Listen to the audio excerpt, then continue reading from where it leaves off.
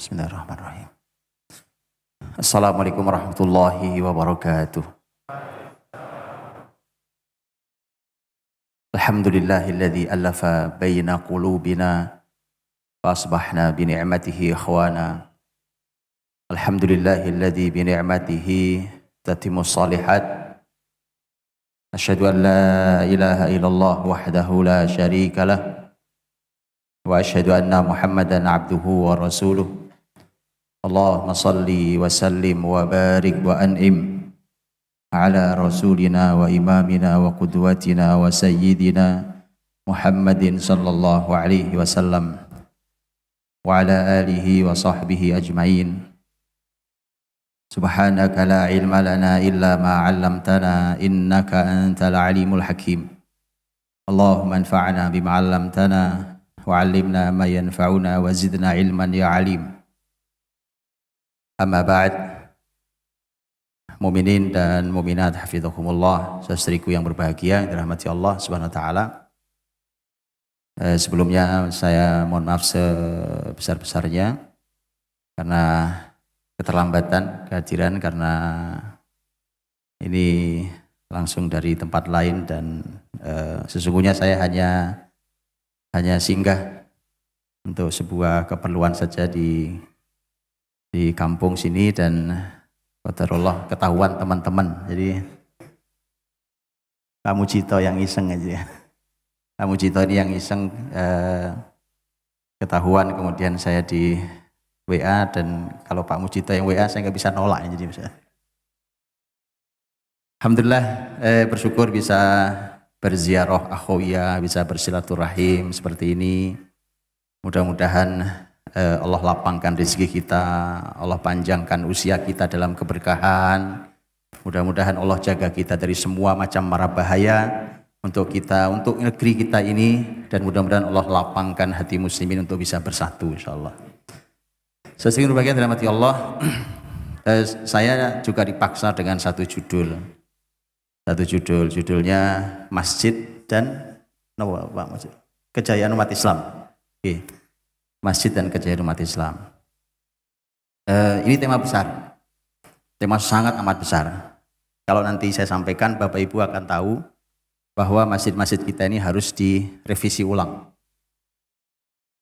Bukan saya yang merevisi, tapi nanti langsung saya tunjukkan bagaimana Masjid Nabawi di zaman Nabi. Dan dari situ pun kita akan tahu tentang tolok ukur kebangkitan umat. Baik, tapi itu nanti kan mau isya nanti. Ini pembukaan dulu, mukadimah dulu, Bapak Ibu dirahmati Allah. Saya ingin bersyukur dulu pada Allah bahwa melihat saudari, Masya Allah hari ini saya ini memang sering bepergian, tetapi sepanjang pandemi kemarin saya memang tidak bepergian, dan ini hari pertama saya mau keluar. Gitu. Saya sih sebenarnya nggak ada masalah, cuma saya baru mau keluar ya baru sekarang ini. Ini sudah keliling beberapa hari, bukan ceramah, bukan, karena emang barusan juga lagi panas-panasan di kebun, jadi Masya Allah, insya Allah semua untuk kebaikan. Dan saudara rahmati Allah, bersyukur pada Allah kalau di perjalanan itu, kalau saya kalau di Jakarta, Bogor, di tol itu, atau di banyak tol juga, yang saya syukuri adalah jazakallahu khairan. Barakallahu fikum, jazakallahu khairan. Yang saya syukuri adalah itu kalau sudah menjelang masuk waktu sholat, itu tiba-tiba macet di semua rest area. Macet bukan apa-apa, itu saya syukuri betul. Bahkan pemandangan itu rasanya, bahkan saya yang di Jakarta rasanya tidak ada, mungkin belum 5 tahun lalu. Hari ini bersyukur sekali, macetnya itu bukan karena isi bensin, bukan karena pengen makan, tapi pengen sholat. Itu luar biasa. Maka saya sering katakan, sudahlah, siapapun yang mau menghambat kebangkitan Islam, hentikan saja, karena nggak ada gunanya, Pak. Wallahi nggak ada gunanya. Sepanjang masjid ini masih dibuka, tidak ada yang bisa menghambat kebangkitan Islam. Oke, saya ingin sampaikan satu ayat sebelum kita nanti dengarkan azan, karena sekarang sudah jam. Oke, saya ingin mulai dari ayat ini tentang masjid. Allah Subhanahu Wa Taala berfirman di surat Al-Jin ayat 18. A'udzubillahi minasyaitonir rajim. Wa annal masajida lillah fala tad'u ma'allahi ahada. Bahwa kata Allah, masjid itu lillah, milik Allah. Maka jangan kalian beribadah kepada selain Allah. Jangan berbuat kemusyrikan pada Allah. Ini teman-teman rahmati Allah, saya ingin sampaikan 2 poin saja. Ini banyak sekali pelajaran di ayat ini, tapi saya sampaikan 2 hal saja. Pertama adalah kalau Allah sudah deklarasikan bahwa masjid ini lillah, tidak boleh ada yang boleh mengklaim masjid ini punya siapa, punya lembaga mana. Yang mendirikan boleh 1 orang, boleh fulan, boleh alan, boleh bapak siapa, ibu siapa. Tapi begitu berdiri masjid bukan punya Anda. Karena al-masajid lillah wa annal masajida lillah. Gitu ya. Gak apa-apa lembaga-lembaga Islam, Masya Allah, lembaga-lembaga dakwah mendirikan boleh. Tapi kepemilikan bukan milik lembaga itu. Karena Allah menyampaikan wa annal masajida lillah. Sudah ya? Itu kepemilikan masjid. Kalau sudah begitu berarti ini rumah Allah ini, masjid ini berarti ada yang punya. Yang punya Allah. Kalau yang punya Allah, mestinya kita ini taat pada yang punya rumah. Kan gitu, kita punya rumah, saya punya rumah, Bapak Ibu punya rumah. Kita punya aturan di rumah kita, bukan tidak boleh 1 orang pun masuk ke rumah saya melanggar aturan saya. Betul? Apalagi ini rumah Allah SWT. Nah, kita akan buka Allah punya aturan apa dan bagaimana masjid begitu indahnya, begitu gagahnya, merupakan pusaran energi terbesar di muka bumi ini. Jadi itu 1. Wa annal masajida lillah, bahwa ini tidak ada yang punya, Allah yang punya, sehingga aturannya nanyanya harus sama Allah. Bukan nanya pada yang bangun, bukan nanya sama orang yang punya, tidak ada yang punya. Bukan nanya pada lembaga, organisasi, ormas apapun. Tanya sama yang punya adalah Allah. Wa annal masajida lillah. Itu 1. Yang kedua adalah kalau wa annal masajida lillah itu artinya masjid ini pusat persatuan. Pusat persatuan. Kenapa? Gak ada yang punya gitu. Ini yang punya Allah. Kalau yang punya Allah itu artinya siapapun kita punya organisasi macam-macam. Oke, alma mater kita warnanya lain-lain. Kita punya cara berpikir beda-beda. Mungkin kita punya madhab macam-macam. Masuklah ke masjid, di masjid itu wa annal masajida lillah. Kalau lillah punya Allah, semua itu kan harus ditanggalkan. Apa yang harus ditanggalkan? Yang harus ditanggalkan adalah ego. Berbeda itu normal Pak, wajar. Nggak ada yang nggak mungkin berbeda. Justru berbeda itu adalah kekayaan Islam. Perbedaan itu kalau dikemas dengan kemasan ilmu dan kelapangan ukhuwah, maka itu menjadi aset kebesaran Islam dan bangsa ini. Indah loh, indah sekali. Saya kasih contoh sedikit Pak. Saya kasih contoh. Di dalam Islam sejak zaman dahulu, di sebuah negeri itu biasanya oleh pemimpinnya disiapkan para qadhi, para hakim. Karena yang ditegakkan syariat Allah, dan syariat Allah itu dianalisa oleh para ulama yang mengerti cara menganalisa teks dalil, maka kemudian muncullah mengkristal menjadi 4 madhab fikih. Madhab Hanafi, madhab Maliki, Syafi'i, dan Hambali. Di sebuah negeri biasanya ada dominasi madhab. Biasanya. Tapi ada beberapa negeri yang madhab itu merata. Contohnya adalah wilayah pertengahan, wilayah Mesir, masuk ke wilayah Syam. Dari dulu sampai sekarang, itu di sana berbagai macam madhab ada. Artinya mereka ada dalam posisi yang nyaris sejajar, nyaris sama. Itu kekayaan Islam. Oke? Yang menarik di wilayah seperti itu adalah kalau seorang hakim ini orang tahu bahwa hakim Syekh Fulan ini memutuskan dengan madhab Hanafi.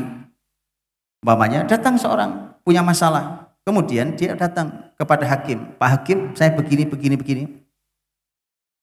Karena hakimnya tahu ilmu, dia bilang, pergilah ke Syekh Fulan, itu hakim dengan madhab Syafi'i umpamanya. Mengapa? Karena kalau saya yang putuskan, masalah ini berat buat antum. Ulama yang tahu, pergilah ke sana, maka di sana antum akan menjumpai solusi yang nyaman buat antum. Dan itu yang memutuskan ulama, bukan kita orang awam yang memutuskan, para ulama yang memutuskan itu. Lihat, itu saja dari contoh kecil itu perbedaan itu adalah kekayaan yang luar biasa bagi muslimin. Masjid ini milik Allah. Kalau milik Allah, siapapun kita masuk dengan pemikiran apapun, dengan latar apapun, kalau betul kita hamba Allah, tundukkan semua di hadapan Allah. Kalau antum masuk ke kantor ormas antum, masing-masing kita punya kelompok, punya ormas, punya pengajian, punya lembaga, punya yayasan, punya apapun, masuklah antum ke lembaga, ke kantor antum, silahkan. Antum kibarkan bendera antum, silahkan. Tapi kalau masuk masjid, kita semua adalah hamba Allah, Abdullah. Hormati hamba Allah yang lain. Karena kita mungkin berbeda pendapat.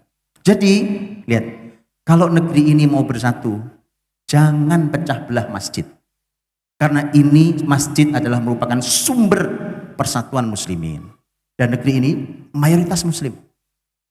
Ya, jadi pesan yang kedua adalah masjid ini merupakan sumber persatuan muslimin. Wallahu a'lam bishawab. Barakallahu fikum. Saya cukupkan nanti insyaallah kita sembah. Wallahu a'lam bishawab. Assalamualaikum warahmatullahi wabarakatuh.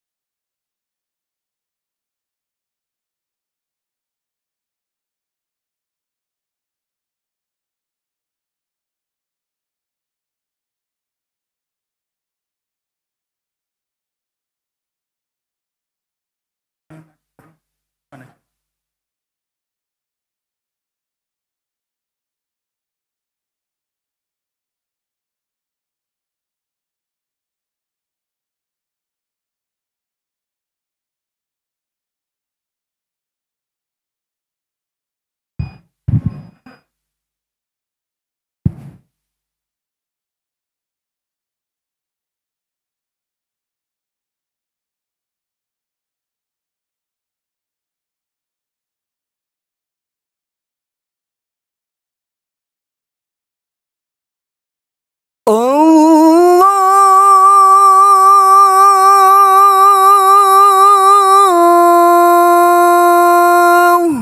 Akbar. Allahu Akbar.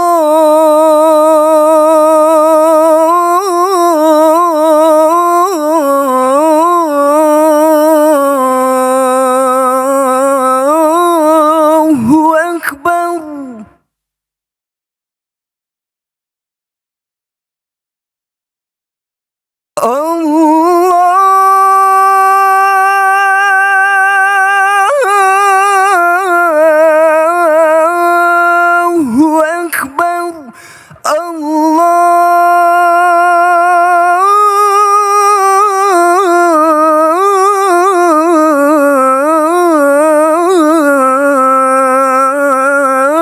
Allahu Akbar.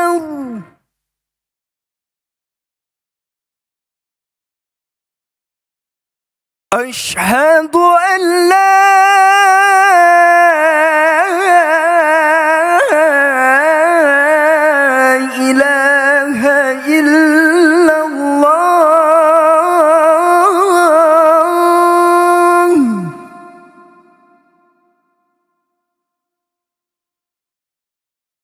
أشهد أن لا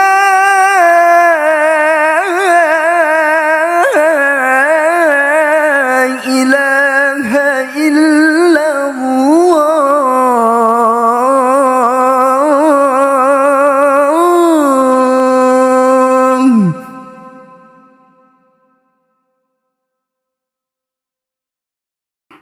أشهد أن محمد رسول الله.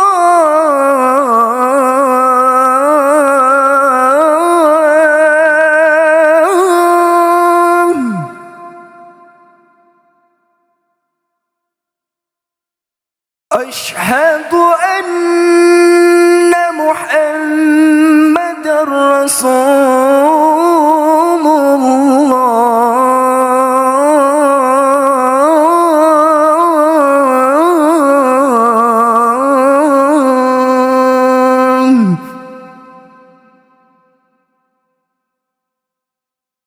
حي على الصلاة.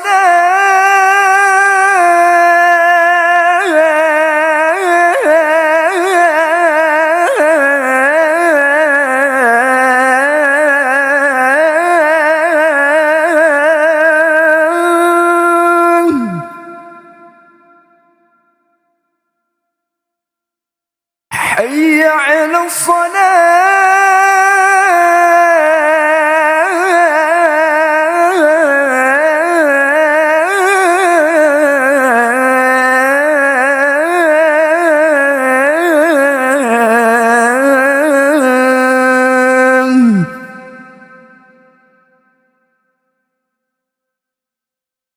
حي على الفلاح.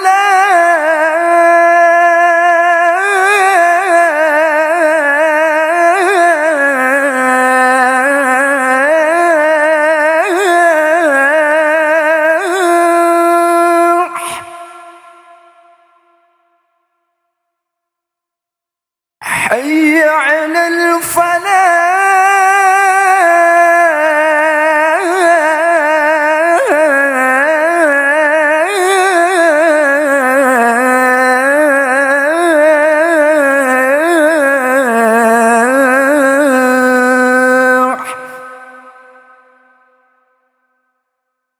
الله أكبر.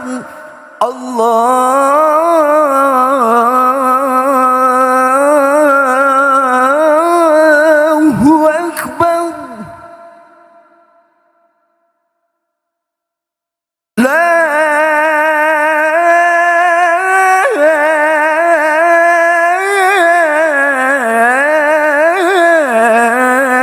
إله إلا الله.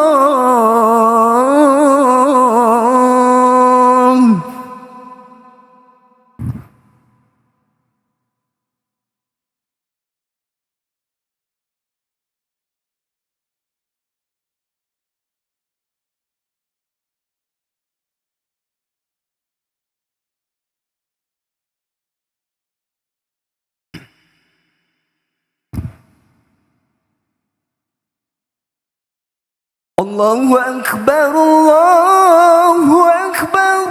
أشهد أن لا إله إلا الله. أشهد أن محمد رسول الله. حي على الصلاة. حي على الفلاح. قد قامت الصلاة. قد قامت الصلاة. الله أكبر. الله أكبر.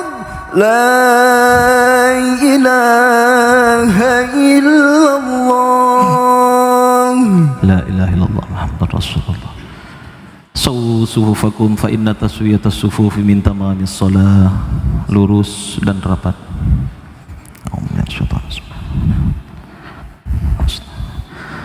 Allahu Akbar.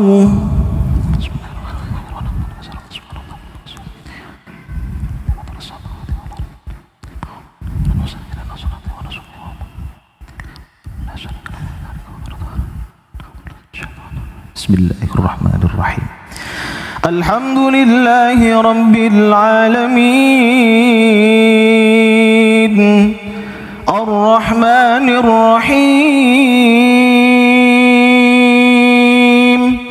Maliki Yawmiddin, Iyyaka na'budu wa iyyaka nasta'in, Ihdina as-siratal mustaqim, Siratal ladzina an'amta 'alaihim, ghairil maghdubi 'alaihim waladdallin.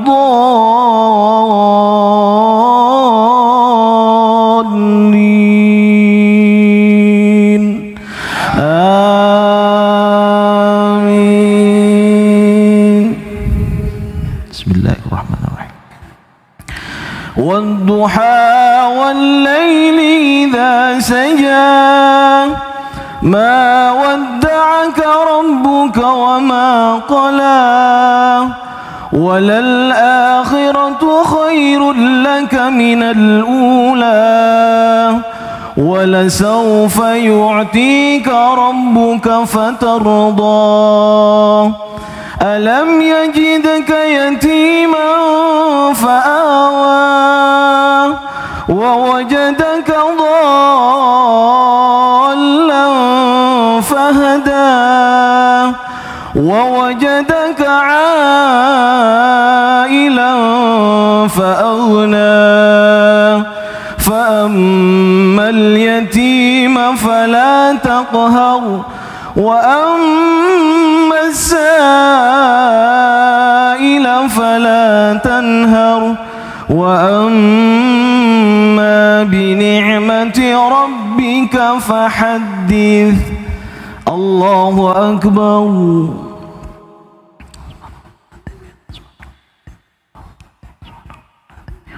Sami'a Allahu liman hamidah. Rabbana wa lakal. Allahu akbar.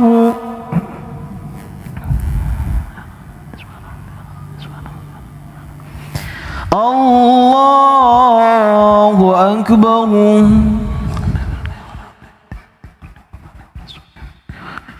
Allahu akbar.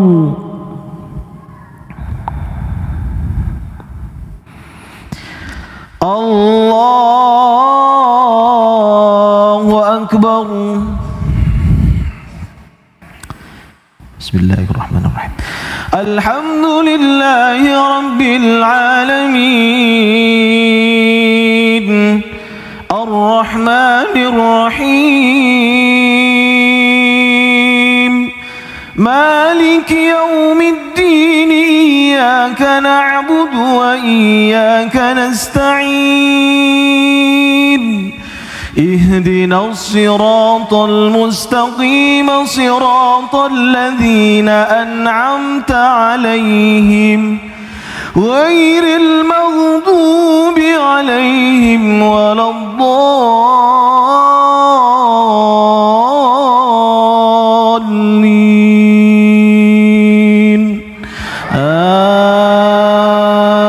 Amin. Bismillahirrahmanirrahim. Qul ya ayyuhal kafirun, la a'budu ma ta'budun, wa la antum 'abiduna ma a'bud, wa la ana 'abidun ma 'abadtum, wa la antum 'abiduna ma a'bud, lakum dinukum waliyadin. Allahu akbar.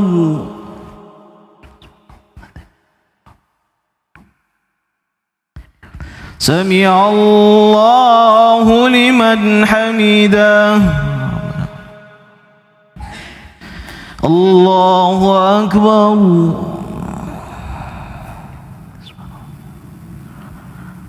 Allahu akbar.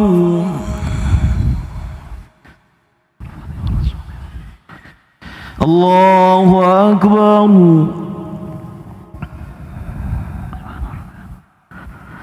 Allahu Akbar.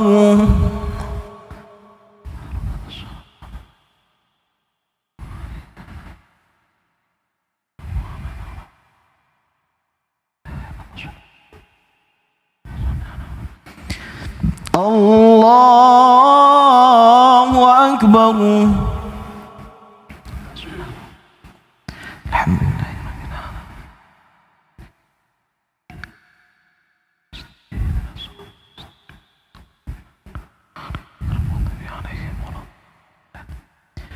Allahu Akbar.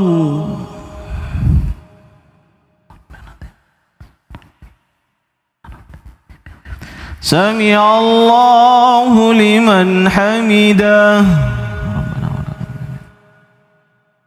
Allahu Akbar.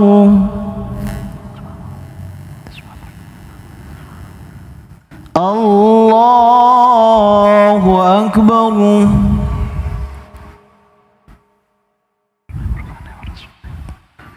Allahu Akbar.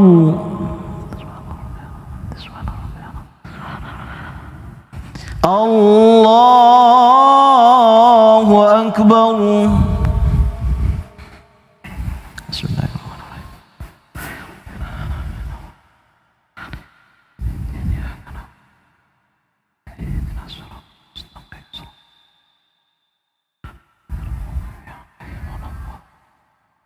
Allahu Akbar.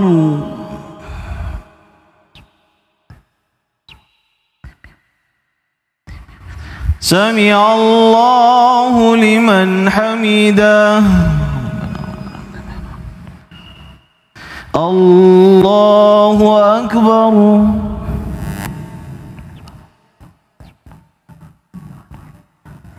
Allahu Akbar.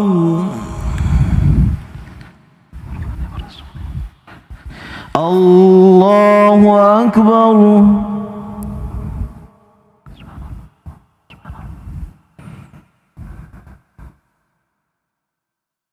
Allahu Akbar.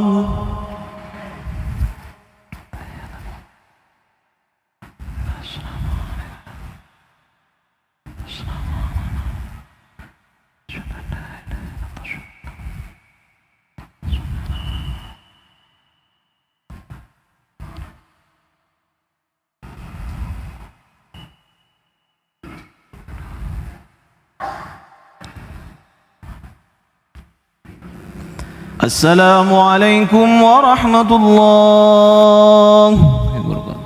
Assalamualaikum warahmatullahi wabarakatuh. Astaghfirullahaladzim. Astaghfirullah.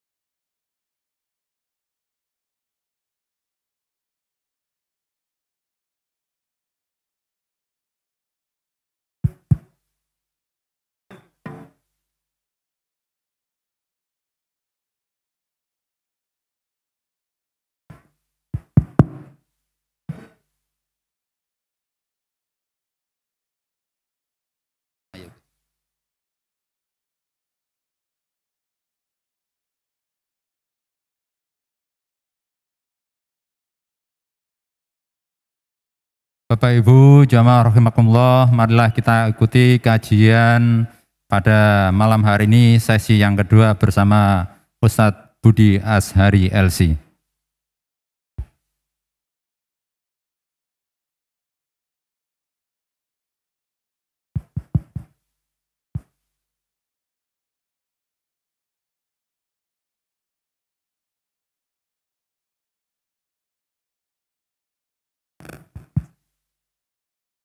Bismillahirrahmanirrahim.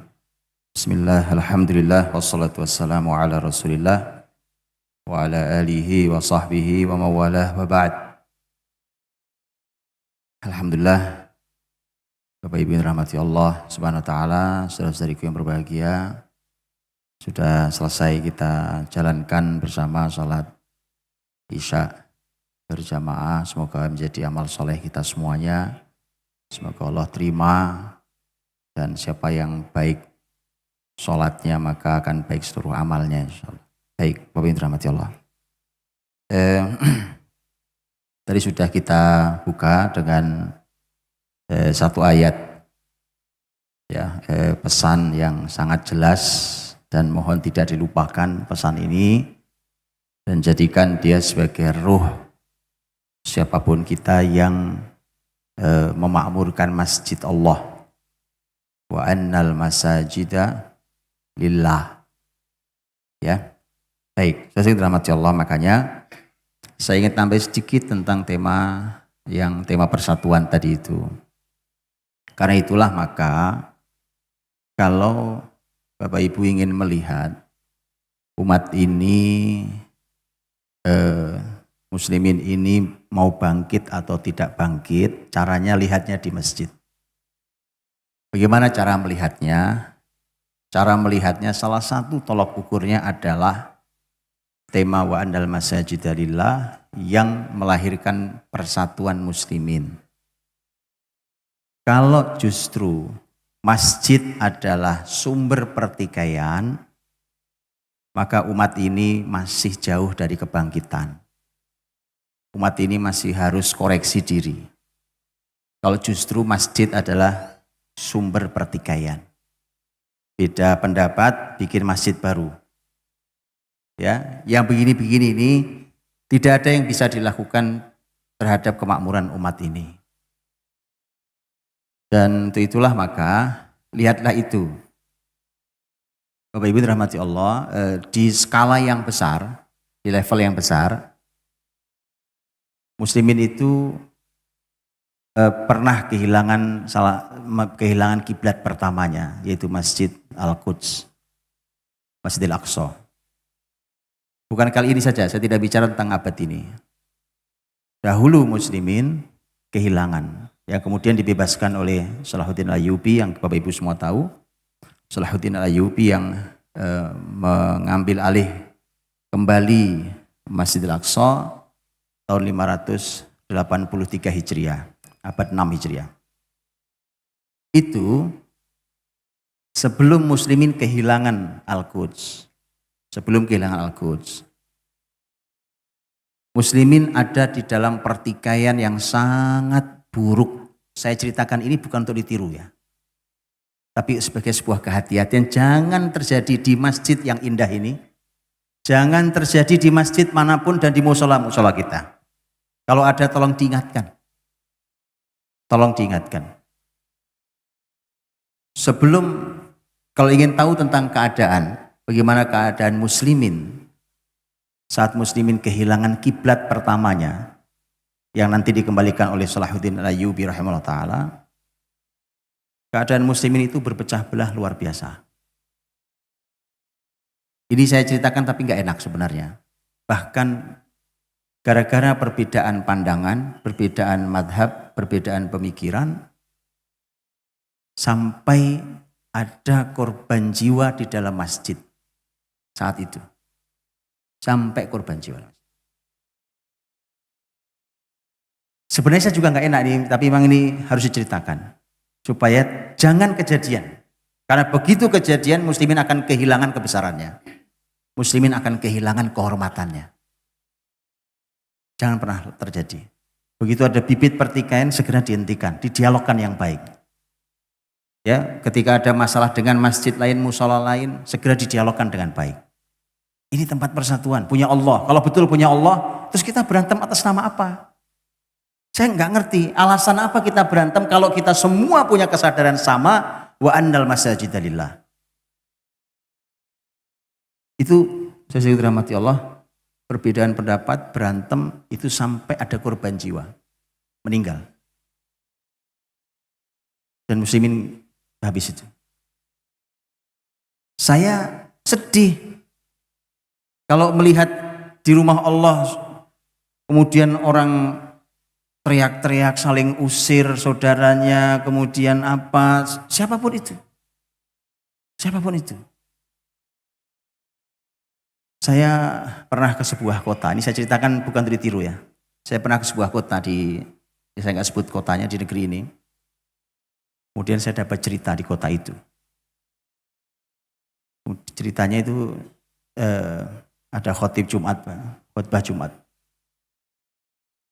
Begitu khutbah Jumat, kemudian jamaah yang ada ini nampaknya sudah terbelah nampaknya. Yang tidak setuju, yang tidak setuju itu meminta khotib turun, itu nggak pakai teriak. Mimbar orang berdiri beberapa orang, mimbar digotong dibawa keluar. Hari Jumat. Saya dapat cerita di sebuah kota di negeri ini. Alhamdulillah tidak ada korban jiwa seperti yang ada dalam sejarah Islam. Itu apa? Kita berantem itu atas dasar apa sebenarnya? Berarti Anda merasa memiliki? Ini bukan rumah Anda. Siapapun kita. Berarti kelompok Anda merasa memiliki, ini bukan punya kelompok Anda. Paham ya? Ini saya perlu tekankan di awal, kalau muslimin mau bangkit, ukur persatuannya di masjid Allah. Asal kita semua ini hamba Allah, ini rumah Rob Anda. Kalau kita ini Abdullah, ini rumahnya Allah. Semua boleh makmurkan rumah Allah. Masalah perbedaan, hormati saudaranya. Berbedalah dengan ilmu, maka kita bisa menghormati saudaranya. Baik. Kemudian saya dirahmati Allah SWT. Saya ingin bicara dari sejak awal sekali tentang masjid. Baik dari sisi apapun itu, mau fikih, mau sejarah, mau apapun, dari mulai paling awal. Saya runtutkan dari awal. Kalau kita buka kitab fikih bicara tentang masjid, kemudian oleh ulama didefinisikan masjid itu apa? Itu secara fikih, gitu ya. Karena masjid ini bangunan khusus yang dibangun untuk menjalankan ibadah secara khusus. Itu adalah masjid. Kenapa harus didefinisikan dengan jelas? Itu karena harus ada hal-hal yang dihormati, harus ada hal-hal khusus, adab-adab khusus yang harus dilakukan terhadap masjid. Maka kemudian didefinisikan oleh fikih. Tapi kalau kita mau bicara tentang sejarah pertama kali masjid, para ahli sejarah Islam mengatakan bahwa masjid pertama yang didirikan itu Masjid Quba. Kalau sekarang masuk Madinah, Bapak Ibu kalau ke Madinah pasti mampir ke Masjid Quba, itu masjid pertama yang didirikan di zaman Rasul Muhammad SAW. Nabi mampir, ada perbedaan pendapat tentang berapa hari Nabi mampir di Quba. Nabi SAW tidak membuat rumah, Pak. Di Quba itu enggak membuat rumah. Yang dibuat rumahnya Allah. Tentu tidak bagus begini, hanya dibatasi di kotak di mana batasnya dikasih batas. Sudah, kemudian disinilah muslimin sholat. Kalau masalah atap, dulu atapnya itu ya hanya pelepah batang pohon kurma, kemudian pelepah daun kurma itu dianyam. Ya, dianyam kemudian jadi atap. Dah itu masjid. Kemudian Nabi SAW hari Jumat pagi, Nabi SAW kemudian bergerak dari Quba, kemudian sholat Jumat di jalan antara Quba ke Masjid Nabawi hari ini. Masjid Nabawi belum ada saat itu. Kemudian Nabi ditarik-tarik oleh banyak suku yang ingin mendapat kehormatan agar mau tinggal di suku mereka. sebagaimana riwayat yang terkenal dalam Sirah Nabawiyah, ontanya Nabi ditarik-tarik dan Nabi mengatakan da'uha fa innaha ma'murah, biarkan ontanya jalan sendiri, onta ini ada yang merintah, nanti dia berhenti sendiri, biarin aja. Maka onta jalan sampai berhenti, begitu berhenti Nabi tidak turun, gak lama onta berdiri lagi, jalan lagi. Begitu jalan, muter balik, berhenti di tempat yang sama.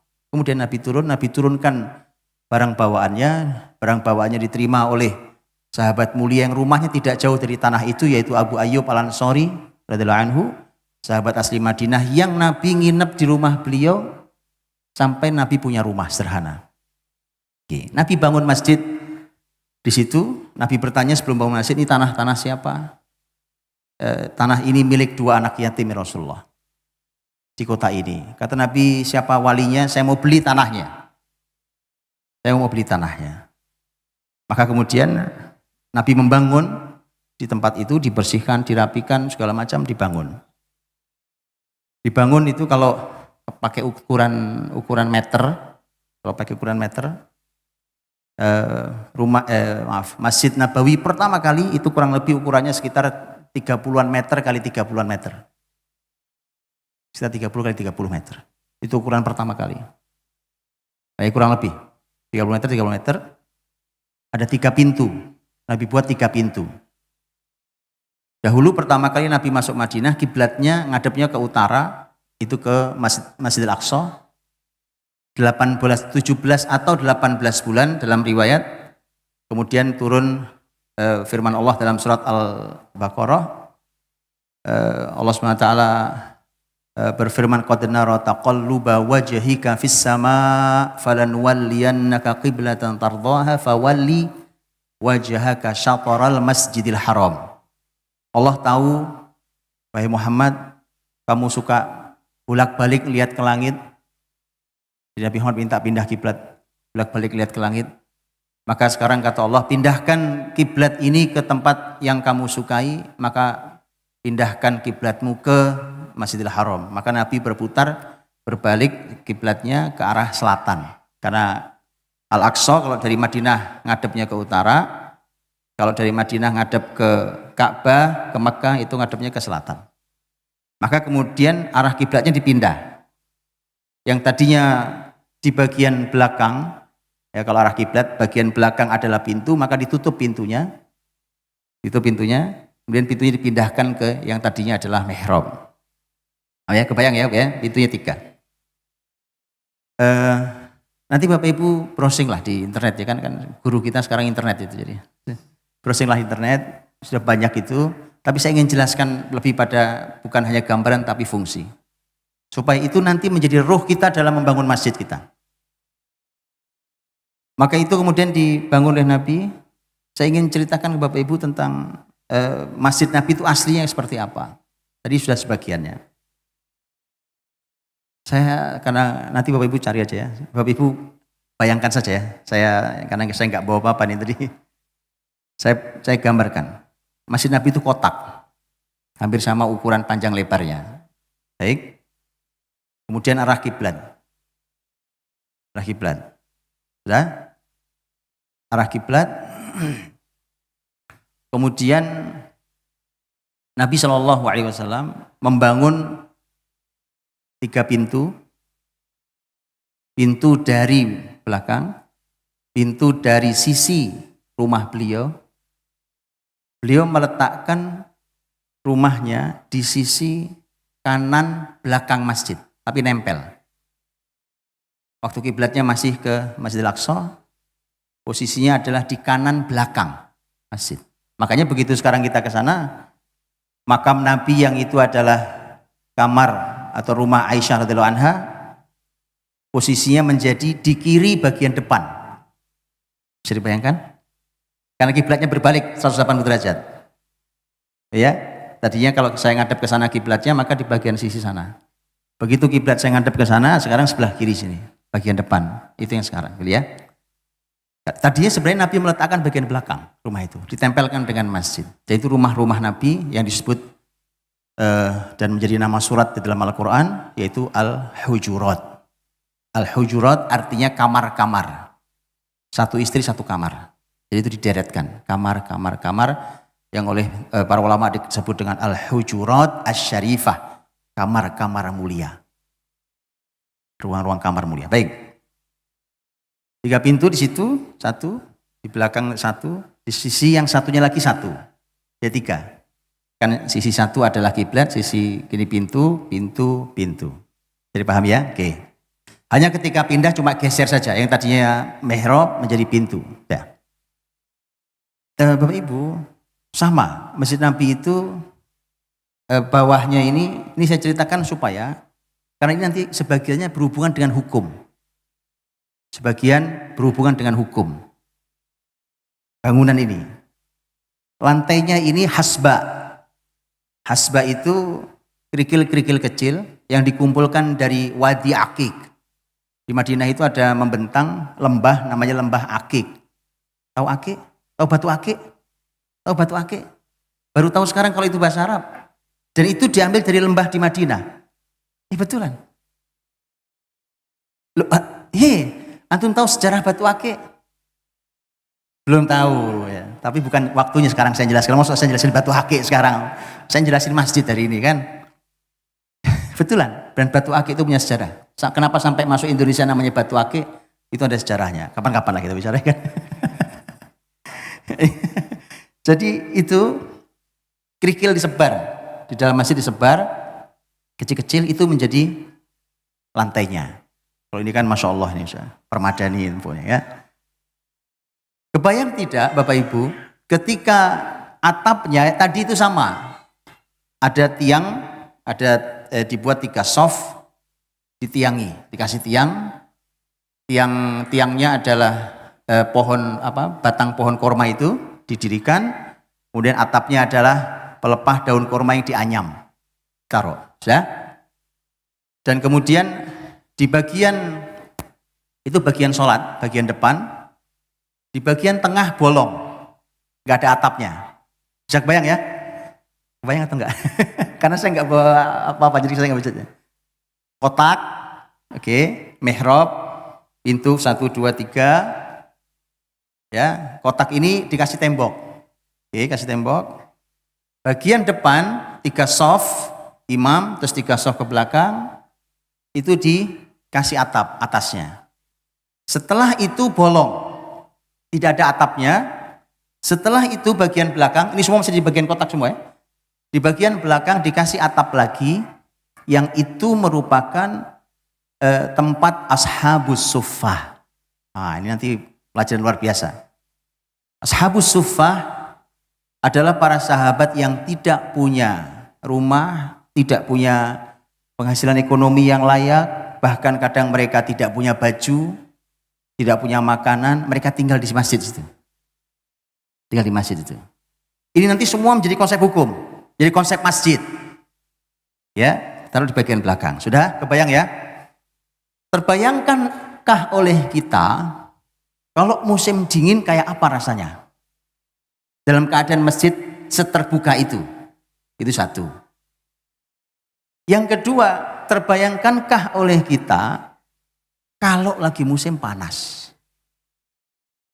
Musim panas, terik, sholat zuhur, sholat asar. Kebayang? Kayak apa rasanya? Kerikil di panas matahari. Hari ini panas Madinah. Kalau hari ini, saya tidak tahu di zaman Nabi. Saya belum mendapatkan kalau ukuran kira-kira. Kalau di dalam riwayat ada banyak tentang pembahasan itu. Kalau hari ini bisa di atas 50 derajat. Jadi artinya setengah air mendidih, Pak. Gitu ya. Malam begini nih, kalau lagi musim puncak panas, malam seperti ini itu di luar tidak ada matahari, gelap, tapi panasnya bisa 36 derajat. Lebih panas dari Tulungagung di siang hari. Betul ya? Jadi keluar tuh hangat. Nggak ada matahari, ya gelap gini, tapi keluar tuh hangat. Udah, sholat zuhur, sholat asar, dengan kerikil yang terpanggang matahari, kemudian sahabat sujud. Kayak apa rasanya? Sudahlah, makanya gini Bapak Ibu, masjid kita ini sangat nyaman, ya Allah, indah. Sejelek apapun masjid kita, menurut bahasa kita hari ini, jauh lebih nyaman dari masjid Nabi SAW. Terus alasan apa lagi kita nggak mau ke masjid? Indah sekali masjid kita ini, Masya Allah. Semua masjid kita hari ini nyaman, betul ya? Jadi itu sahabat harus nahan-nahan diri untuk sujud, untuk meletakkan tangannya, lututnya, kemudian meletakkan keningnya waktu terik matahari musim panas. Maka kemudian muncullah syariat yang Nabi sampaikan, kata Nabi, abridu bis salah fa inna syiddatal har min fayhi jahannam. Kata Nabi, dinginkan sholat kalian. Karena terik matahari di siang hari itu adalah merupakan asapnya jahanam. Jadi dunia dan surga neraka itu sebenarnya terhubung sebenarnya, Pak. Ya, ini DP-nya sudah ada di sini. Jadi begitu siang di musim sangat terik, yang itu kita nggak punya. Maka kemudian ada sunnah untuk mengundurkan sedikit waktu zuhur. Itu menjadi sunnah menurut para ulama, makanya sampai hari ini Masjidil Haram, Masjid Nabawi itu kalau musim sangat panas, itu sholat zuhurnya tidak persis di jam masuk zuhur, agak diundur sedikit. Kenapa? Karena Nabi perintahkan untuk melaksanakan sunnah itu, Nabi mengatakan abridu bis salah, ya kan? Dinginkan sholat kalian, undur sedikit, ya. Kalau di sini ada, ya? Enggak ada, masjidnya jadi dingin, enggak ada. Jadi jangan diundur sholatnya, masjidnya jadi dingin, Masya Allah, ya kan? Jadi, malah kademen Ustaz. Jadi abridu bis salah. Saya Nabi SAW membangun masjid seperti itu, dan kemudian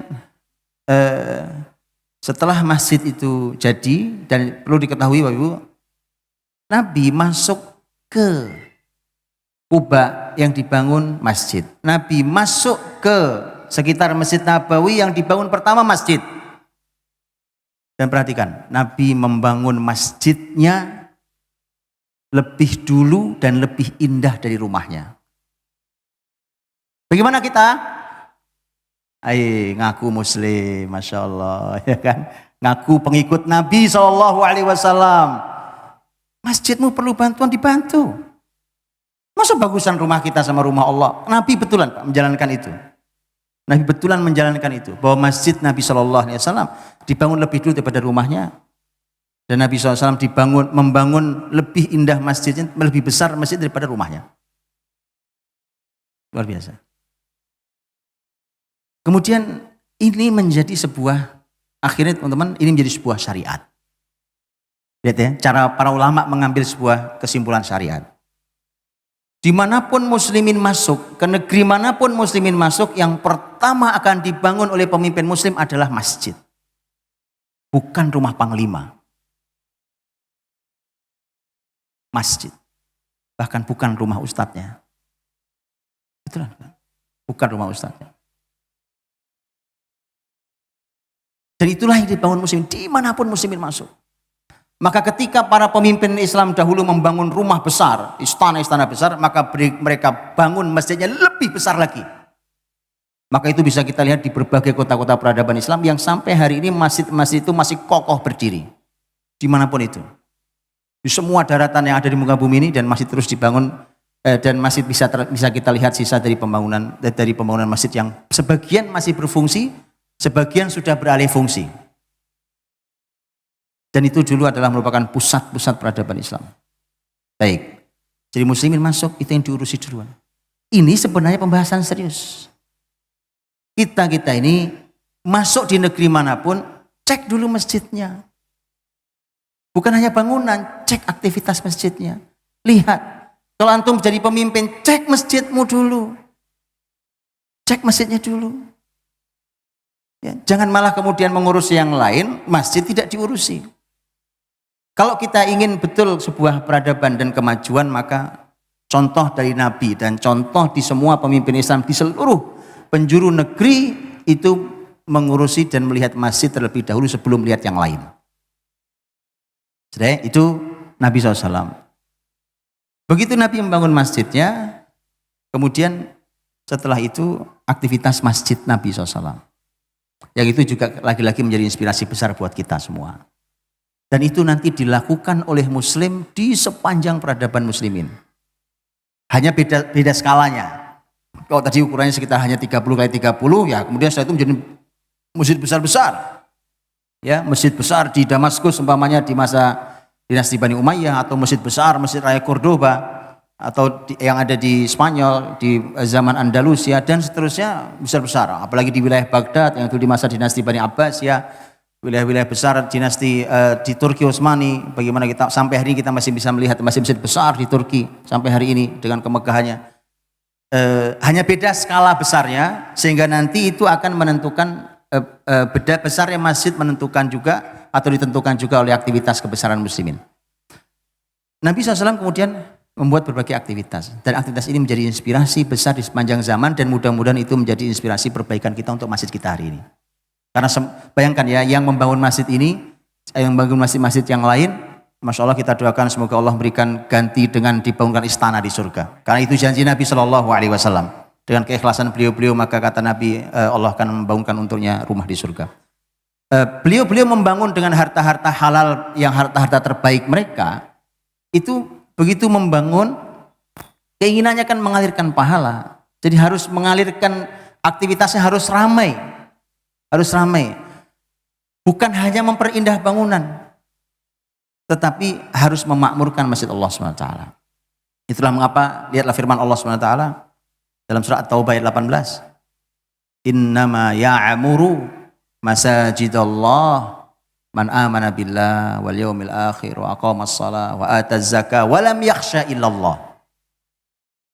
Innama di dalam bahasa Arab para ulama mengatakan adatun lil hasr. Jadi innama itu untuk membatasi. Hanya, dalam bahasa Indonesia hanya. Kalau hanya berarti dibatasi. Selain ini nggak bisa. Selain ini tidak bisa. Siapa yang boleh memakmurkan masjid Allah? Innama ya'muru. Jadi kata takmir masjid itu, oh itu istilah yang langsung diambil dari Quran. Jadi jangan, ini enggak sembarang ini. Takmir masjid itu, Masya Allah. Itu aktivitas yang langsung Quran punya istilah. Innama ya'muru masajid Allah. Masjid-masjid Allah itu man amana billah. Jadi dia harus punya kriteria yang memakmurkan masjid Allah. Apalagi pengurus takmir masjidnya.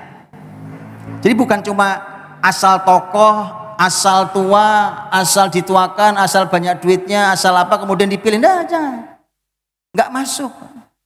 Siapapun yang datang memakmurkan masjid Allah, apalagi pengurusnya yang dipilih, kriterianya langsung disebut dalam Quran. Coba Bapak Ibu perhatikan, pekerjaan-pekerjaan lain kriterianya tidak disebut dalam Quran. Coba sebutin deh jenis pekerjaan apapun. Ada disebutkan kriterianya, harus memilihnya, harus begini-begini, enggak. Tapi memakmurkan masjid Allah penting, turun tangan, karena rumah ini tidak ada yang punya kecuali Allah SWT. Maka harus mereka yang beriman pada Allah dan hari akhir, mereka yang menegakkan sholatnya, mereka yang mengeluarkan zakatnya, dan tidak takut kecuali Allah. Coba diperhatikan. Kalau beriman pada Allah dan hari akhir, kita masuklah. Mendirikan sholat, masuklah, namanya Pak Takmir Masjid ya kan, pasti mendirikan sholat. Bayar zakat, ya mestinya begitu, nggak terpisahkan antara sholat dan zakat. Tapi ada poin yang menggelitik yang keempat. Walam yakhsha illallah. Tidak takut kecuali Allah. Emang ada apa dengan masjid? Kenapa ada muncul kalimat, mestinya yang memakmurkan masjid Allah itu orang-orang yang tidak boleh takut kecuali hanya pada Allah. Emang ada apa Pak? Emang pengurus masjid diapain? Kok ditakut-takuti gitu? Yalah, ayat memberikan isyarat penting bahwa yang memakmurkan masjid itu mesti orang yang tidak punya rasa takut sama sekali. Gak ada rasa takutnya kecuali hanya pada Allah. Kenapa? Pasti ada zamannya, ada masanya, di sebuah tempat, di tempat ini ataupun di tempat lain, bahwa rumah Allah diganggu. Alhamdulillah di negeri ini kita bebas. Di masjid-masjid kita beribadah dengan sangat nyaman. Kemudian di masjid lain, wallahi, itu bukan zaman dahulu, zaman-zaman kita sekarang. Lagi sholat dihabisi. Dibunuh saat sholat. Kejadian, bukan di satu tempat saja. Masjid-masjid besar dirobohkan. Artinya, betul-betul bahwa yang dalam keadaan seperti itu kita tahu bahwa walam yakhsha illallah. Takmir masjid itu tidak boleh takut kecuali hanya pada Allah. Ya, apapun keadaannya. Jadi harus betul orang-orang yang tidak punya rasa takut sama sekali. Gak ada rasa takut sama sekali. Takutnya hanya pada Allah SWT. Ini orang-orang dengan tauhid yang super tinggi. Yaitu pengurus masjid itu. Jamaahnya nanti akan ditulari oleh pengurus masjid karakter itu. Karena pengurusnya sebaik itu, maka jamaahnya akan melihat keteladanan yang diberikan oleh para pengurusnya. Baik. Rasul Shallallahu Alaihi Wasallam mengurus masjid beliau, memakmurkan masjid beliau. Dan apa hubungan dengan kejayaan Islam kita akan lihat. Nabi SAW membuat banyak aktivitas di masjid. Masjid Nabi itu sangat makmur, sangat ramai dengan kegiatan.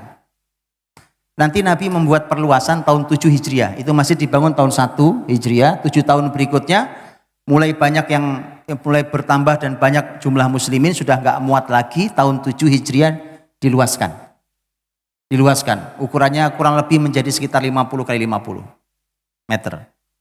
Itu jadi diluaskan. Itu karena tahun 7 Hijriah sudah mulai banyak sekali orang-orang yang bertambah jumlah muslimin. Nanti ada perluasan lagi di zaman-zaman berikutnya. Di zaman berikutnya terus sampai yang kita saksikan hari ini. Rasul Shallallahu Alaihi Wasallam membuat aktivitas di masjid itu ternyata tidak hanya dibatasi untuk sholat. Ya, masjid mahal-mahal dibangun kayak begini kemudian cuma buat sholat terus dikunci, ngapain? Ngapain? Kan ya udah. Kita tiru yuk.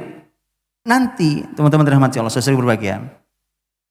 Semua muslimin, bahkan yang bukan muslim, mereka harus merasakan kehadiran masjid adalah energi kehidupan. Mereka harus rasakan itu. Bahwa muslimin, bahkan siapapun itu akan merasakan bahwa masjid di sekitar mereka adalah sebuah keberkahan tersendiri. Maka Nabi tidak hanya menjadikan masjidnya untuk sholat. Kalau masjid untuk sholat pasti, Nabi buat masjid untuk sholat.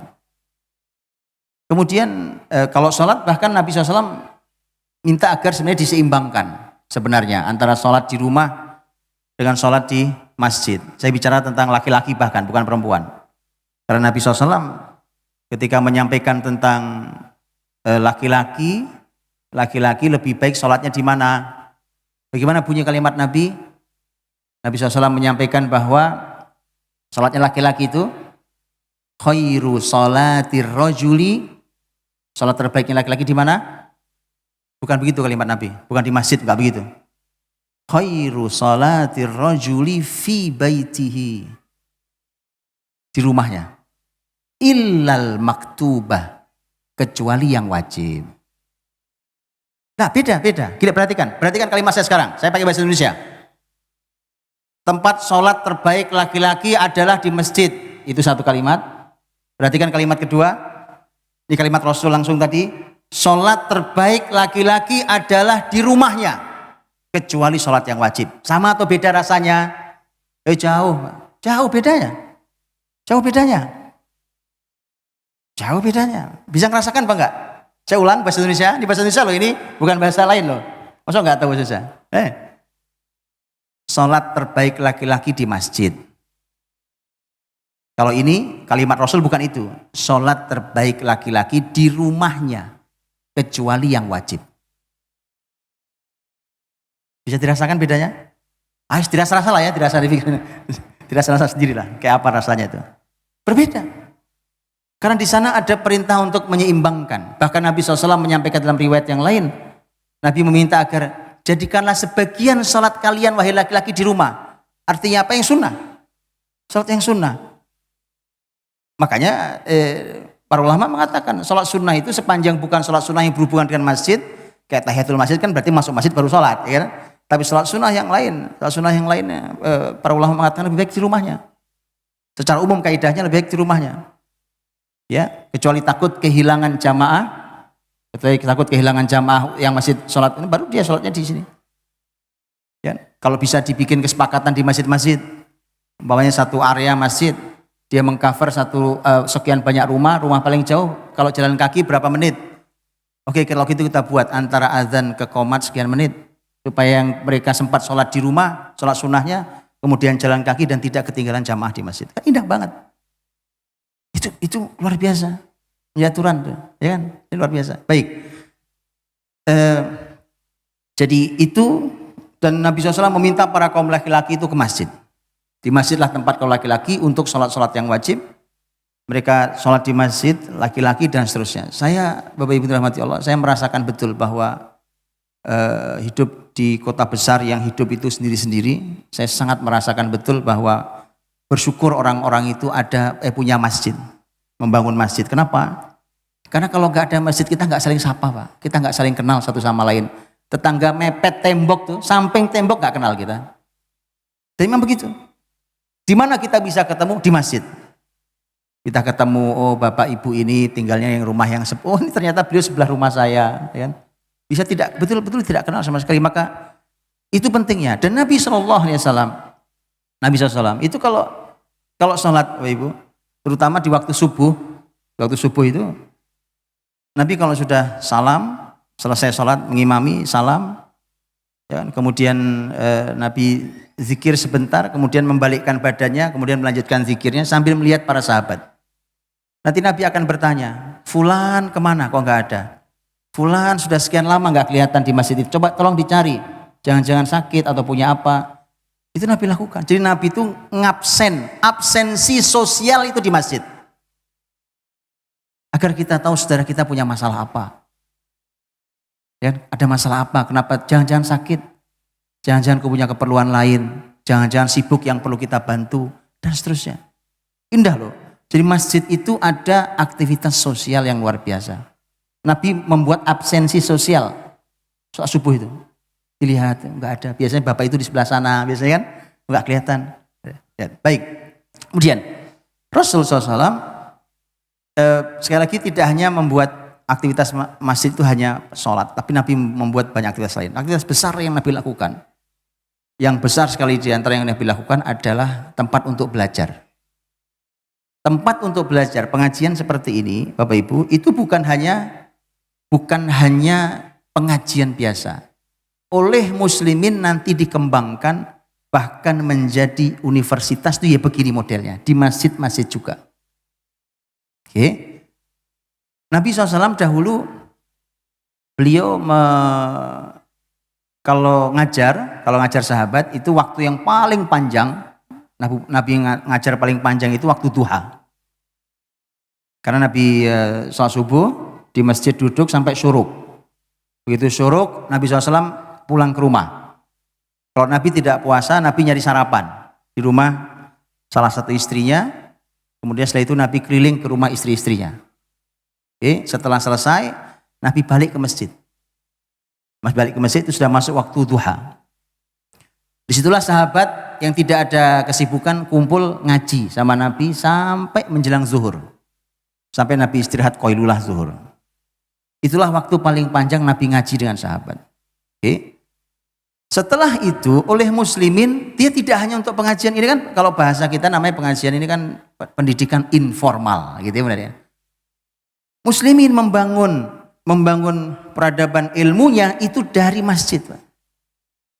Maka dulu kampus-kampus Islam itu dari masjid. Bapak Ibu tahukah bahwa universitas tertua di bumi versi PBB, resmi versi PBB, namanya adalah University of Qarawiyyin, Universitas Qarawiyyin.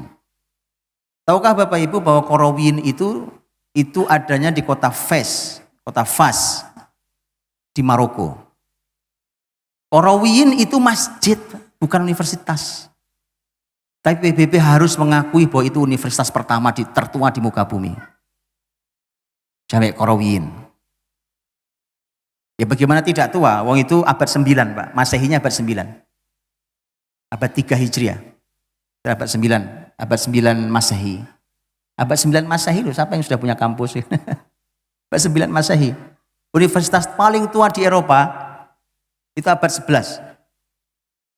Jadi mereka terlambat jauh, Pak. Itu pun mereka juga belum ngerti apa-apa. Semuanya plek-plek niru 100% niru muslimin punya. Karena mereka juga belajar dari muslimin. Jami' Qarawiyyin itu masjid, namanya Jami'. Jami' itu artinya masjid Jami'. Masjid Jami' Qarawiyyin. Dibangun oleh seorang perempuan namanya Fatimah. Fatimah Al-Fihriyah. Punya saudari namanya Maryam. Fatimah ini dapat warisan banyak dari bapaknya. Waktu bapaknya meninggal dapat warisan banyak, kemudian dia bangun masjid dengan uang warisannya itu. Sepanjang masjid itu dibangun, dia puasai, Pak.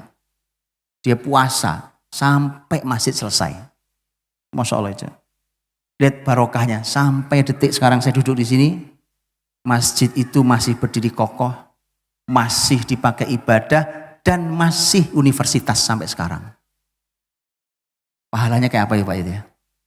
Berdiri tahun 9 Masehi, abad 9 Masehi, atau abad 3 Hijriah, sekarang sudah abad 15 Hijriah, 12 abad umurnya sudah Pak.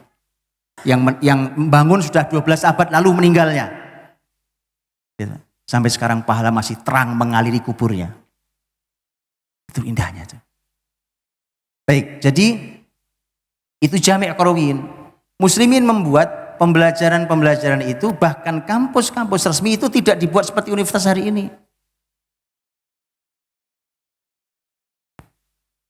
Jadi tidak seperti hari ini. Hari ini kemudian seluruh aktivitas muslimin itu sentralnya adalah masjid. Kemudian setelah itu mulai dipisah dari masjid, bahkan saking sudah terpisah dari masjid lupa. Bahkan kadang-kadang kita tahu ada sebuah universitas besar, sekolah besar, masjidnya nggak jelas di mana. Orang nyari masjid susah Pak. Di mana saya mau sholat? Nih kampus besar, nih masjidnya di mana? Lurus Pak jalan, belok kanan, turun ke bawah, belok kiri. Di basement kecil. Itu masuk bau jempol. Subhanallah. Itu bisa bayangkan betapa kasihannya umat ini. Kemudian setelah itu mau bicara tentang kebesaran Islam, mustahil. Karena dulu ilmu apapun, ilmu agama, ilmu umum itu diajarkan di masjid. Dan dia resmi, Pak, resmi. Kalau jangan membayangkan seperti kita ngaji gini, ada kayak sekolah persis, ada absensinya ada evaluasi, ada ujiannya, ada kelulusannya, ada ijazahnya, ada apa bahasa kitanya? Kalau kelulusan itu ada perayaan kelulusannya dan seterusnya. Lengkap seperti memang kampus. Itulah kenapa PBB mengakui bahwa itu sudah universitas. Jami' Qarawiyyin itu. Masjid Jami' Qarawiyyin. Itu indahnya, makanya coba yuk kita renungi bareng-bareng Pak. Di Tulungagung ini berapa jumlah masjid? Itu satu. Berapa jumlah musola? Dua ya. Kemudian coba saya mau nanya tuh. Dari waktu duha, anggap kira-kira jam 7:30 atau jam 8 gitu ya. Sampai jam 7 lah. Kan sekarang subuh lebih awal, jam 7 umpamanya. Sampai menjelang zuhur. Dari Senin sampai Jumat. Oke. Rata-rata masjid-masjid di Tulungagung ini penuh aktivitas atau tidak? Kosong. Bayangkan kalau itu dijadikan ruang kelas sebagaimana dulu di peradaban Islam. Ngirit ruang kelas bukan? Saya kasih contoh, gampang Pak, saya contoh. Saya cerita sedikit tentang saya. Di pesantren ada 650 santri yang di Bogor. 650 santri belajar tiap hari sebagaimana pesantren, sebagaimana ilmu agama, ilmu umum diajarkan. Bapak Ibu tahu 650 santri itu tidak ada satupun ruang kelasnya. Tapi berjalan dengan sangat baik. Di mana ruang kelasnya?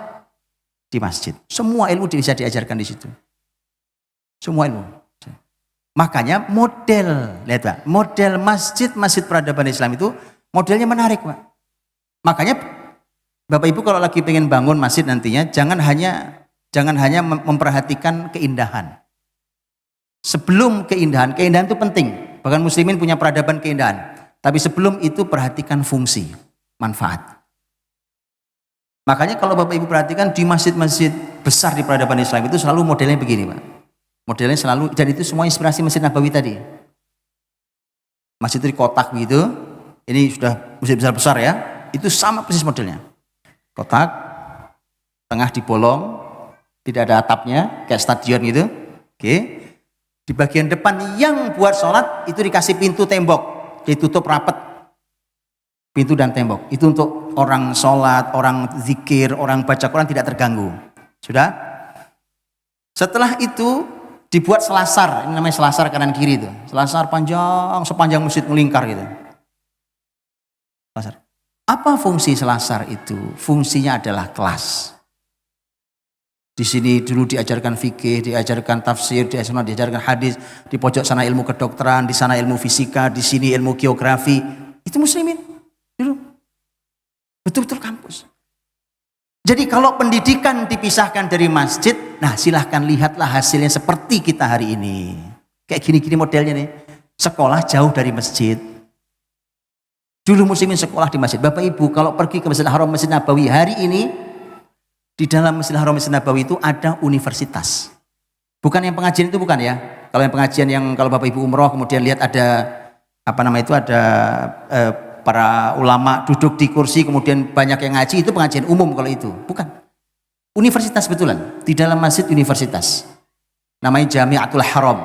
Ada yang Haram Makki, ada yang Haram Madani. Yang Mekah di Masjidil Haram, yang Madinah di Masjid Nabawi. Betul-betul universitas. Makanya nanti ada masa mereka ujian, ada masa mereka nanti tadi ada perayaan kelulusan. Di mana? Di dalam masjid. Oh enggak barokah bagaimana coba Pak? Anak-anak belajar ilmu apa saja di dalam rumah Allah Subhanahu wa taala. Baru nanti muslimin meluaskan itu di sekelilingnya masjid ketika sudah tidak muat lagi. Baik, Bapak Ibu dirahmati Allah. Maka itu karena inspirasinya adalah Nabi dulu meletakkan meletakkan di dalam masjid itu adalah tempat belajarnya para sahabat. Lahirnya ulama-ulama besar. Ulama-ulama besar dunia. Ilmunya jauh lebih besar daripada kita yang sekolah sampai profesor hari ini. Di ilmu apapun itu. Di ilmu apapun itu. Sudah ya, itu pendidikan tuh. Kebayang tidak kalau masjid-masjid di Tulungagung yang kosong waktu duha, Senin sampai Sabtu, atau Senin sampai Minggu, mungkin Sabtu Minggu banyak acara kali ya, Senin sampai Jumat deh. Bayangkan kalau itu dipakai kelas oleh sekolah terdekat. Kebayang nggak? Indahnya, nggak perlu kelas juga, nggak perlu ini itu misalnya. Hari ini kita habiskan uang masyarakat hanya untuk bangun fasilitas pendidikan. Yang itu kadang-kadang kita tidak tahu tentang kemanfaatannya. Baiklah, kemudian Rasulullah SAW juga menjadikan masjid itu aktivitas apa saja di masjid. Nabi SAW ketika ada Sa'ad bin Abi Waqqas radhiyallahu anhu, sahabat Nabi ini pemimpin tertinggi masyarakat Madinah. Sa'ad bin Mu'ad radhiyallahu anhu, bukan Sa'ad bin Waqqas, Sa'ad bin Mu'ad radhiyallahu anhu, pemimpin tertinggi masyarakat Madinah. Ketika terluka di perang Khandaq tahun 5 Hijriah, terluka dan terlukanya sangat serius, Nabi minta, kata Nabi, rawatlah Sa'ad di dalam masjid. Maka ruang kosong yang tadi atasnya bolong itu Pak, itu dibikinkan tenda. Tenda itu adalah tenda milik seorang wanita namanya Rufaidah, dan itu tenda yang kemudian setelah itu muslimin mengatakan itulah cikal bakal rumah sakit pertama dalam Islam. Rufaidah itu seorang perawat, biasanya kalau pergi jihad tugasnya merawat orang yang mujahid yang terluka. Saat dirawat di situ, di dalam tenda itu, Nabi SAW mengatakan agar saya dekat kalau menjenguk dia. Maka diletakkan di situ dan qadarullah kemudian syahid, tidak tertolong, kemudian beliau meninggal tahun 5 Hijriah. Dan itulah satu-satunya orang yang Nabi SAW berkata, ihtazza arsyur rahman limauti Sa'ad. Bergetarlah arsy Allah yang maha rahman dengan meninggalnya Sa'ad bin Mu'ad radhiyallahu anhu. Itu bayangkan makhluk kita ini sampai menggetarkan arsy Allah tidak mungkin. Berarti ini orang besar meninggal. Bahkan waktu itu beliau masuk Islam baru 5 tahun. 5 tahun masuk Islam, tapi karya besarnya sampai menggetarkan arsy Allah yang maha rahman. Nah itu, maka kemudian masjid itu teman-teman itu juga fasilitas kesehatan. Di zaman kebesaran Islam berikutnya, masjid-masjid itu ketika sudah besar, itu bahkan dahulu praktek dokter itu di depan pintu masjid. Di peradaban masjid-masjid besar yang ada zaman Islam dulu, ya kan? Dokter-dokter itu praktek di depan pintu masjid begitu. Dia siap periksa pasiennya, kemudian dia bawa obat, dikasih obatnya untuk hal-hal yang bisa ditangani ringan. Di situ dia buka di situ. Dan dia membuka itu gratis untuk siapapun. Ya, itu karena dulu begitu. Ya. Dan arti bisa dibayangkan. Bayangkan ketika dunia kesehatan itu diletakkan di masjid dan tidak jauh dari masjid. Roh masjidnya itu membuat dunia kesehatan tidak berani berbuat culas dan curang. Ada masjid Allah, Pak. Bahkan dilakukan di masjid, mereka nggak berani berbuat curang dan culas. Iya kan? Lalu gini, prakteknya aja di depan pintu masjid macam-macam ya kan? Ya.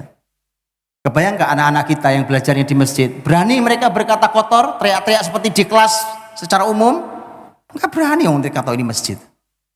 Dia terjaganya generasi, makanya barokah itu, barokahnya generasi itu. Ya, ini PR sendiri tentang dunia kesehatan. Rasulullah SAW itu karena tadi saya katakan di bagian belakang itu ada ashabus suffah, orang-orang yang tidak punya rumah. Tidak punya rumah ini teman-teman, di kemudian hari menjadi orang-orang besar dalam sejarah Islam. Salah satunya sahabat sangat terkenal Abu Hurairah radhiyallahu anhu. Jadi ulama tertinggi, dia perawi hadis terbanyak, bahkan nanti menjadi pemimpin di sebuah wilayah di zaman Khalifah Umar. Di ashabus suffah ini, mereka ini tidak punya makan. Orang nggak punya uang, nggak punya makan, kelaparan.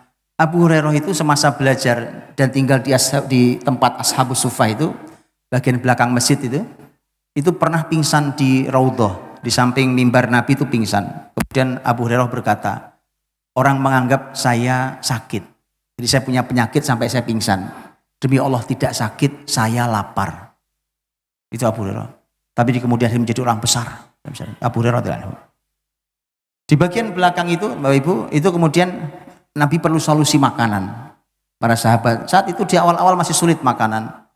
Maka Nabi berkata kepada kalau habis sholat isya kayak jam segini nih, habis sholat isya, ini masa-masa awal masih sulit makanan di Madinah zaman Nabi. Nabi mengumumkan habis sholat isya, Nabi umumkan, para sahabatku siapapun yang di rumah punya sisa makanan, bawa saudaranya, bawa pulang ke rumah. Maka ada sahabat yang bawa 1 orang, karena sisa makanan tinggal cukup untuk 1 orang. Ada yang bawa 2, ada yang bawa 3. Tapi ada sahabat pemimpin besar Madinah dan sahabat kaya raya dan sangat dermawan, namanya Sa'ad bin Ubadah. Sa'ad bin Ubadah radhiyallahu anhu itu kalau membawa 80 orang. Ayo ke rumah saya, 80 orang bawa ke rumah. Jadi kayak pesta tiap malam itu, Pak. Itu solusi. Kemudian Nabi berkata kepada para pemilik kebun kurma. Ya kata Nabi, berikan sebagian kurma kalian di sini. Makanya kemudian digantungkan di pintu-pintu masjid itu, digantungkan kurma itu, Pak. Apa namanya itu? Tangkainya itu. Kurma itu digantung di masjid. Siapapun yang keluar masuk masjid boleh mengambilnya. Dan itu kemudian menjadi inspirasi untuk masjid. Di Indonesia saya lihat belum biasa. Belum terbiasa di Indonesia. Tapi kalau Bapak Ibu ke negara-negara Arab itu sudah sangat biasa. Di Indonesia sudah mulai ada, tapi saya melihat kalau masuk masjid belum banyak yang mungkin. Iya, kalau dulu gantungkan pohon kurma. Kalau di negara-negara Arab itu, Pak, itu ditaruh di bagian belakang gitu yang tidak mengganggu, itu kulkas.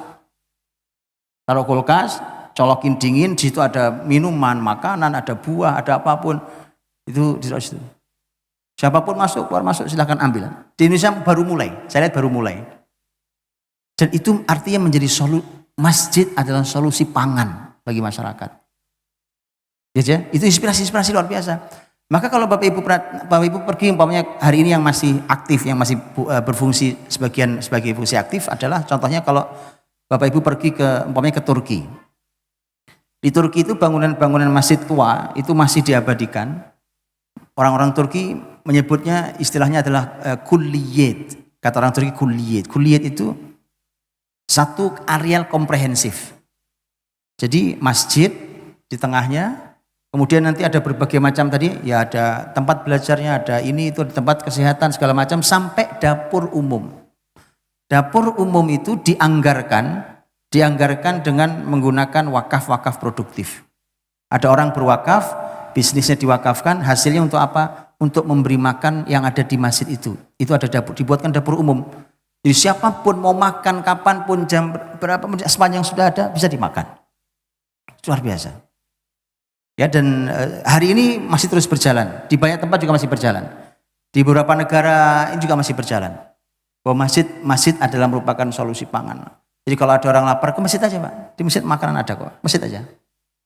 Antum bayangkan betapa nanti hati orang terpaut oleh masjid karena semua masalah dia solusinya di masjid. Masalah pendidikan ke masjid, masalah kesehatan ke masjid, masalah perut ke masjid dan seterusnya.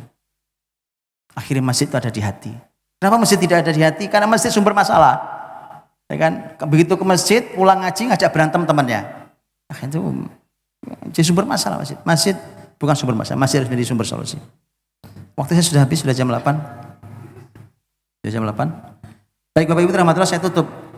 Bicara masjid sebenarnya bicara yang sangat panjang dan masih banyak hal lain. Bahkan ada sekian banyak fungsi-fungsi lain yang ada di masjid. Bahkan ada satu buku ditulis oleh seorang jenderal sudah meninggal rahimahullah. Beliau juga ahli sejarah Islam, seorang jenderal di Irak namanya Mahmud Syed Khattab. Beliau presentasikan bukunya itu di hadapan para ulama dunia di Mekah saat itu. Judulnya adalah Risalatul Masajid Al-Askariyah, risalah militer masjid. Jadi sampai ada bukunya sendiri yang nulis seorang jenderal militer hari ini, dia meninggal abad 20 lalu, itu sampai menulis bahwa masjid itu bahkan punya fungsi militer. Dari mana? Dari zaman Nabi. Zaman Nabi, Pak. Zaman Nabi. Nabi itu rapat militer di mana? Di masjid. Ngumpulkan jenderal di mana? Di masjid. Ya, kalau jenderal jauh dari masjid terus mau menjaga apa? Kan begitu dong. Rasul kita itu membicarakan tentang kemiliteran di masjid, Pak. Dikumpulkan. Sini kumpul. Kita bicara tentang kemiliteran. Bicara rapat, diputuskan di masjid. Ya, itu luar biasa. Jangan jauh dari masjid.